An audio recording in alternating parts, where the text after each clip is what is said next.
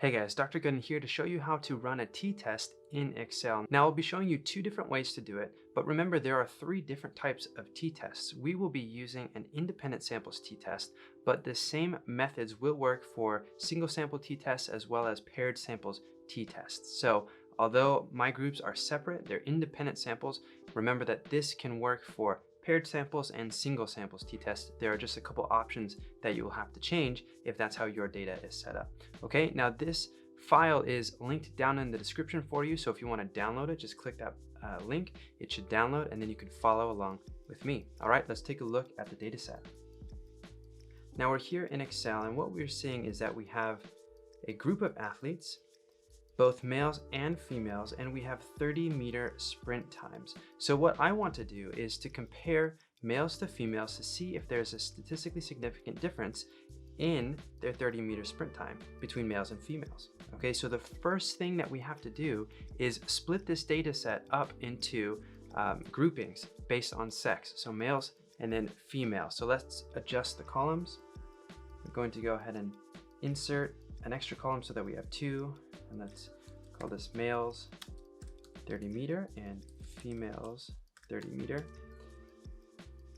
And what I'll do just to make it easy is I'm going to actually sort this. So we go to data and sort based on sex.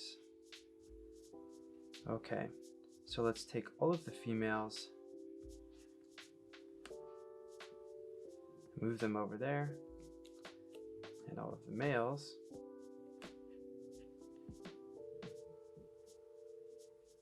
and move them up here.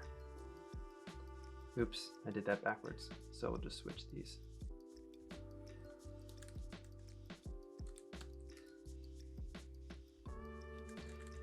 Okay, now we have the male and female times split into groups. Let's delete those columns. So now we have the important step done of organizing your data into groups. Instead of in a single column, we've split it into two columns. And now for the first method, we will use the function t.test. Now you can also use t.test without a dot in there, without that period function. It's just an older function. So I don't believe it returns any different values. So what we'll do is type in equals t.test, and it asks for two arrays. It asks to specify a one-tail versus two-tail, and then the type of t-test. So here's array 1, comma, and then array 2, and what I'm doing is clicking on the first cell, holding Command and Shift, and pressing the down arrow, comma, and then we want this to be a two-tailed distribution. So I will type in 2, and most of the time in t-tests you want your distribution to be two-tailed. Now, as far as type, we want this to be a two-sample t-test with equal variance. So we type in 2, close the parentheses, and hit enter.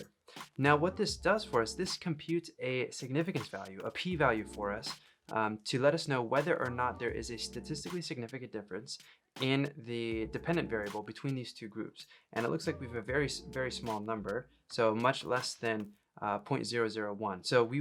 So we would say there is a statistically significant difference between males and females on 30-meter sprint times. However, this doesn't really give us the full story. So let's go with option 2 now. Instead of using that t.test function, we are going to use the data analysis toolpak. So I'm already in the data tab right here, and we go over to data analysis, and we want to choose t-test, assuming equal variances. And if you're using paired sample, you would use this paired sample for means. And we click OK. So variable range 1, we're going to select the entire thing, including the labels. So I'm selecting females, selecting males. We're not going to hypothesize a mean difference. Let's check that the labels are included. Our alpha level is set to 0.05.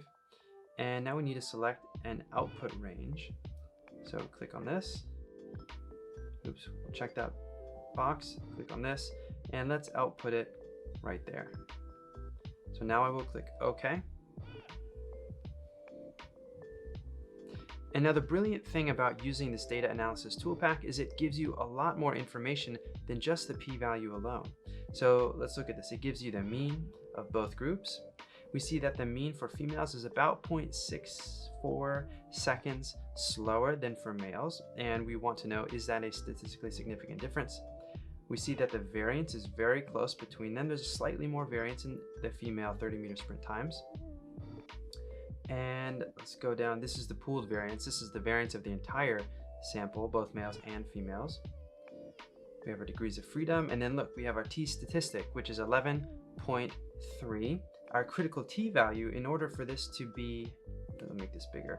In order for this to be statistically significant, as far as a two-tailed hypothesis test goes, the critical t value is 2.01. So if our t value is greater than 2.01, then it would be statistically significant, and it looks like, well, it's a lot larger.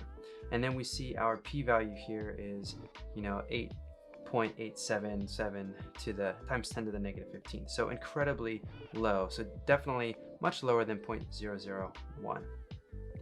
So guys, that's how you can calculate a t-statistic in Excel two different ways. You can use the t.test or t.test function, and you can also use the data analysis toolpak to give you a lot more information. Now, you can also do this in SPSS, and I have a video showing you how to do that as well. So go ahead and head over to that video if SPSS is your stats tool of choice. Now remember, I release new stats videos, new strength and conditioning videos, anatomy videos, really anything under the umbrella of kinesiology every week. So if you're new to the channel, then give it a like, and I would appreciate it if you'd subscribe to keep getting the content.